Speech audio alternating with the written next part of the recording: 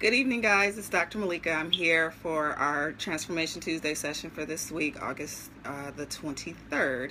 Hopefully, you have had a great week since the last time we communicated. Hopefully, things are going well with you. As I stated last week, we will be starting a new series this week on dealing with emotional resilience and getting over bitterness. And I think that this is applicable to anybody.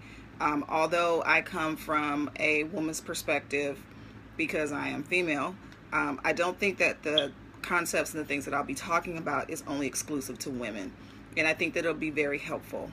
These are going to be tips that I am expressing in my new book that will be coming out at the end of September, called Letters to a Bitter Sister, how to take accountability basically for your life and the things that have occurred. Because even though a lot of bad things happen to us, even though we all go through a lot of different things, there is accountability that we have to take in our life, and that is what we'll be talking about in the next 10 series, 10 sessions that we'll be doing for Transformation Tuesday, and then the book will go into a lot more detail. This next book will not be available initially as an ebook. It will be a hard copy book, but it will be made at a discount to those who subscribe to my newsletter. So I do encourage you, if you do not currently subscribe to the newsletter, to make sure that you get involved in that so that you can get the information when the book becomes available for the newsletter subscribers so that they can get that discounted price. With that being said, let's get into this new series and what we're going to be talking about. I want to start off with talking about just the fact that the truth is important and the truth is helpful. If we learn to live in truth, your life will heal itself. So living in truth will heal you and heal your life.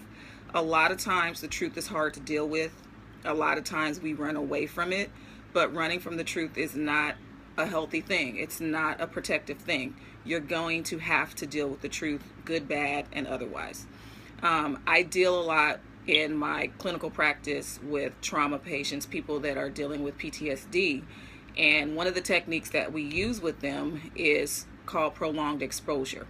And basically in that, after we give them the resources and the tools to be able to deal with what they're there for, so whatever occurred and happened to them that caused them to be in therapy, we have to expose them to what happened. They have to face the truth. You cannot avoid the truth. Avoiding the truth will not make it go away. And the reality is that stuff's going to still keep coming up. It's going to pop up when you're triggered in ways that a lot of times are not healthy. So living in truth is something that is healthy. And even when bad things happen, it will allow you to heal over time. When you avoid the truth, when we don't take accountability, that does not allow us to heal. So that is what this next book is going to be talking about. It's going to be allowing us to learn how to be more emotionally resilient and healthy, being able to take the punches, but to bounce back up from the punches. Doesn't mean they won't come, because they are going to come. Some of them are going to be devastating, and some of them are going to feel like life is ending in that moment. But the reality is, if you live in your truth, you can eventually heal from the things that you're experiencing. So let's talk about the truth and how elusive of a thing it is. It's one of the hardest things to deal with in life. It's hard to sit in a place of truth. It's hard to face the truth, and a lot of times we avoid it at all costs. So I'm going to give you my personal perspective and my personal story. So as we've been talking about in past weeks, I've talked to you about my first marriage and just the experiences I had with that marriage. And I told you that I was in a very, very bitter place.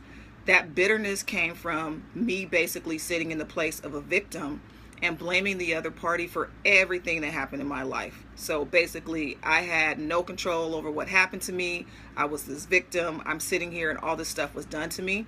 And the reality is that is not accurate. We all play a part in the experiences that we are involved in. There are going to be some things that happen to us that we could not foresee occurring.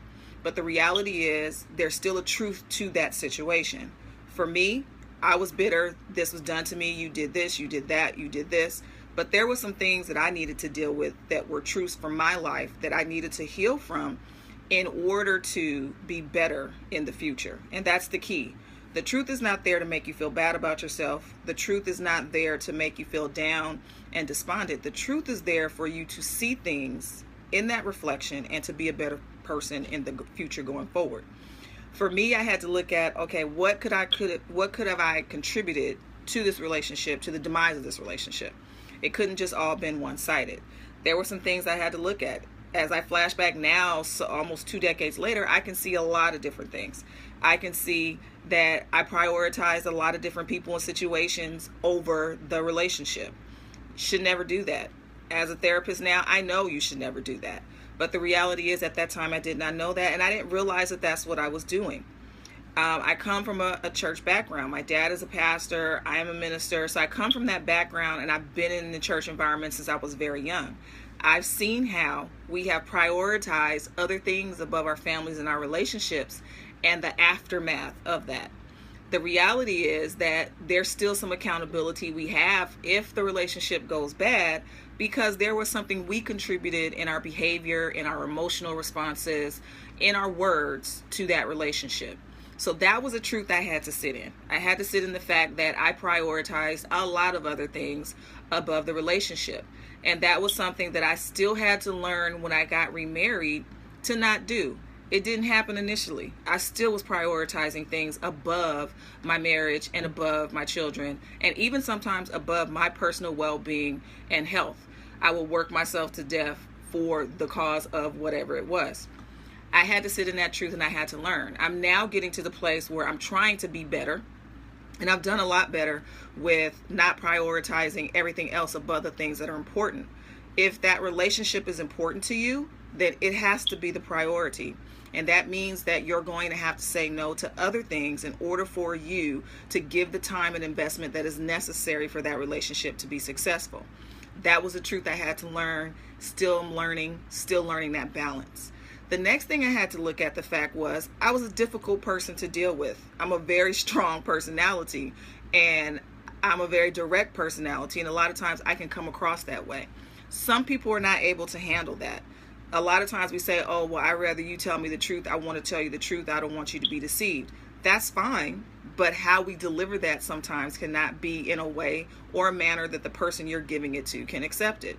So I had to realize that I was a lot of times a difficult person. I was stubborn. I wanted my way. If I didn't like the way things were proposed to me, I was going to do things a different way. That also contributed to some of the things that happened. Now, I'm not one to justify other people choosing bad choices in their relationships. So if a person cheats on you, they have accountability for the cheating. But there still is some accountability on our part in what did we do to push the person to think that this was a reasonable action or a course of action for their particular relationship. There was sometimes something that we contributed that is not an excuse, but it allows you to better understand where that person is coming from and to better understand how you can be better yourself. So those were some things that I had to look at. Those were my truths. I see it all the time. People come into therapy, and the hardest thing that they can do is face the truth. Facing your emotions. That is a truth, and you need to be honest about your emotions. We sometimes, especially in the church arena, we feel like we can't be honest with how we feel. If we're hurt, if we're wounded, if we're mad, it's okay to feel that way. You are a human being, but we are not often allowed to feel the way we feel. If you're a leader, if you're in ministry, if you're a pastor, you're not allowed to have moments where you feel hurt, where you feel wounded, where you feel upset, because everyone's looking at you and judging you in that moment. And so the truth is something that sets you free. The Bible even tells us that. But a lot of times we are held captive because we cannot be who we truly want to be and express our emotional feelings. I often tell my clients, it's okay for you to feel what you feel and be honest in how you feel. It's what you do with those feelings that is the important part. Feel those feelings, be upset, be hurt, be wounded, be down, be sad. But what you do after you feel those emotions is the most important part. The part of growth is being able to take the truth of your emotions and being responsible in your actions that result from that.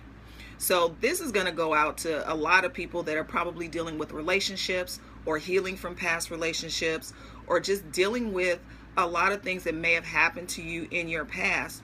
How do I get past that? The gift that I can give to you today is you need to face the truth. You can't keep avoiding it. You can't keep running away from it. You can't keep being a revisionist historian where you basically change what really happened in order for you to cope and deal. You got to face it, and you got to face it head on. Because in facing it, you'll find out that you're a lot stronger than you really think you are. You'll find out that you're a lot tougher, you're a lot more resilient, and you build muscles emotionally to be able to deal with situations going forth.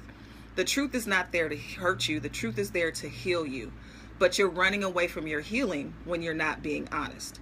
So that means that you have to take accountability.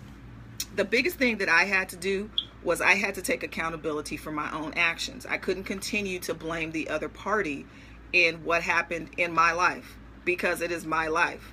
I had to be honest, and I had to say, okay, what is it that I did to contribute to this being the way it is? That is what I want you to start doing. This week, before we get into the session next week on Tuesday, I want you to start thinking about some of the things that have hurt you and wounded you very deeply. And with those things, I want you to write out, okay, what you feel like that person did to you or what that situation is. And then look at what could I have contributed to this situation to cause it to come together and occur the way it did. Could I have done something differently? Could I have responded differently? Could my words have been chosen more carefully in order for it not to get to this place? Those are the things I want you to think on, because we can't start what we're trying to get into with this series without being honest. And so I will say this, if it were a failed marriage or a failed friendship, or you were not successful on a job and unfortunately did not get the position, and part of that could have possibly been just your emotional responses or your behavior or even just how you conducted yourself, I want you to be honest with what has occurred, because that honesty is the foundation that we are going to be talking about building upon, and it's a sure and an honest foundation that will not shake. We coming from a place of honesty. Don't run away from it. If you have a bad attitude, face the fact that you have a bad attitude and be honest with it. I know my biggest thing is I can have a really bad attitude, and I had to be honest with that in order to work to make it better. If you know you got a smart mouth, then you need to be honest with the fact that you have a smart mouth. Again, I raise my hand. I am that person, and I have learned how to be more seasoned in my words and how I say certain things. If you are a person that is emotional, so it doesn't take a whole lot for you to react in an emotional way, be honest with that. Embrace who it is, but in the honesty, work on the things and perfect the things that you can make better. Be a better version of yourself. You can't be a better version of a lie. You can't make a lie better, but you can make the truth better. And in your true you will be a better version of yourself. So the thing I want to say to you is, don't live in bitterness. Don't be the bitter person who walks around saying everyone has done all this different stuff to me. Be a person that's empowered by the truth and walks in the truth. And that is the gift that I want to give to you this week and through this series that we're going to be talking about. So we are basically at our time. As I told you, the 15 minutes go super, super fast. And I'm glad to be able to interact with you every week this way. We've gotten some testimonies from people who have talked about how the sessions have helped them and encouraged them to push past things that would have in the past stopped them in their tracks. So I do want to shout out to my little sister, Keisha Brown, who lives in Texas. I think now she's in actually Louisiana. But she talked about how she had a major failure and was able to get up and be resilient and push past that. And she ended up tackling that hurdle again and was super successful in the way that she did it. She said it was almost as if the answer she needed for this particular certification she was taking just flowed out of her, and she wasn't sure where it came from. That's part of the transformation, believing in yourself and not allowing bad situations to dictate how you feel about yourself and moving forward towards the goal that you have. So I do want to continue to hear your testimonies about how these sessions have helped you. I do want to continue to hear from you. I do want you to sign up for the newsletter. Go to my website, MalikaMBrown.com, click on newsletter, fill out the short form, and send me your information so you can get on that newsletter, so you can be privy to information about the upcoming book and about this session that we're dealing with on emotional resilience and getting over bitterness in our life. So until next week, I will see you guys. Keep in contact with me throughout the week. You don't have to just interact with me on Tuesdays. I would love to hear from you guys throughout the week as well. And so my time is over. I will talk to you guys next week. Bye.